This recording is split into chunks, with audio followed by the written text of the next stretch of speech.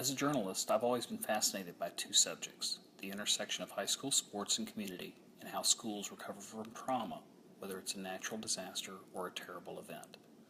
The story of Sayreville has both. This is a story told through words and photos that I took while visiting this New Jersey town over 2 days this fall. The photos show the town and its love for all things military, from the street signs honoring fallen veterans to the flags that hang from numerous front porches.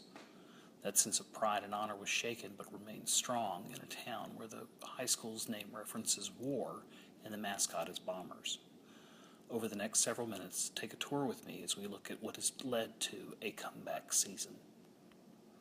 I grew up in a blue-collar industrial town on the Texas Gulf Coast during the last days of the oil boom.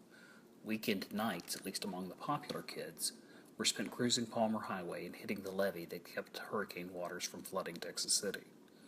And of course, there was football. Given the state's reputation, it's no surprise the stands were full for the varsity games, even when our team was so bad that the band and cheerleaders provided the only entertainment. Friday nights were community gatherings. This is true in Sayreville, too, a largely immigrant industrial New Jersey town about 35 miles from New York City. Varsity football games regularly draw up to 5,000 fans, even in an off year. And until a hazing scandal broke out in October 2014, there hadn't been many off years. Over the past 2 decades, the team had won 6 state championships and made the playoffs for 20 consecutive seasons. When reports of hazing in the locker room surfaced, school officials canceled an upcoming game. A few days later, they canceled the entire 2014 season. For a town like Sayreville, it gave new meaning to the phrase shock and awe. It's easy to see how a town, or the parents of a highly touted athlete, can become overzealous with regard to high school sports. In fact, one of my favorite stories that I've written for ASBJ was Win at All Costs, a piece that ran more than a decade ago. For the story, I interviewed H.G. Buzz Bissinger, the author of Friday Night Lights, about the professionalization of high school athletics. Education right now is at the bottom of the pile, Bissinger said in 2003. It's more and more about the potential profits and less about what kind of place sports should have in a high school setting, and that's kind of tragic. The tragedy in Sayreville was different, but school officials now believe it is what happens when a program is so successful for so long, the priorities become askew. Over the course of a long year, in the face of a media firestorm, the school district had to deal with a scandal that drew national attention, saw several athletes facing criminal charges, and led to the reassignment of a Hall of Fame football coach.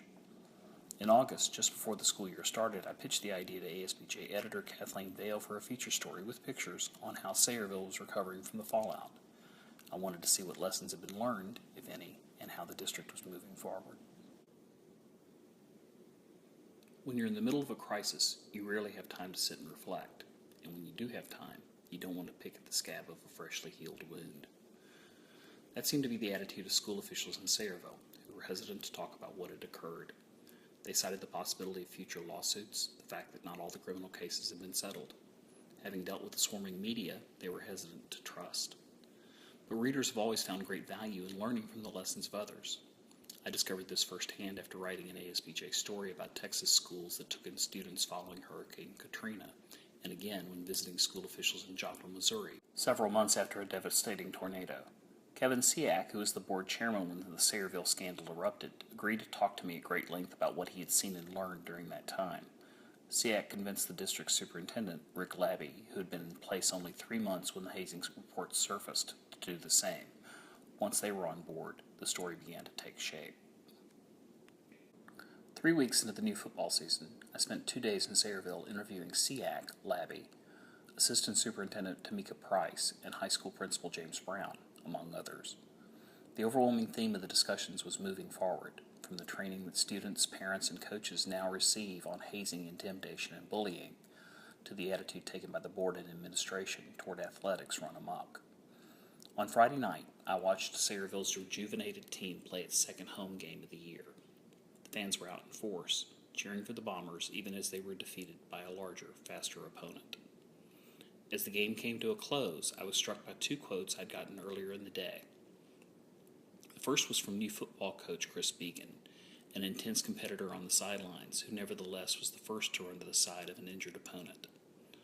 Obviously, it's easy to focus on wins and losses and the thing that takes place when everyone gathers to see us on Friday nights. But it's a journey, he said. Wins and losses are a short-term goal, a quick-glance way of looking at things. My goal is to make sure our athletes are being prepared to be successful at the next level. The last quote was from Labby, who summed up Sayreville's journey as any school administrator should. The first thing I tell our coaches when I meet with them is, I don't care about your records. I don't care if you win a single game. What I care about is how you take care of our students. I want you to take care of them as human beings first, students second, and athletes third. I don't want anyone in this school district to think we have to win games to be successful. We are educators first, and that's what we're going to do, educate these kids.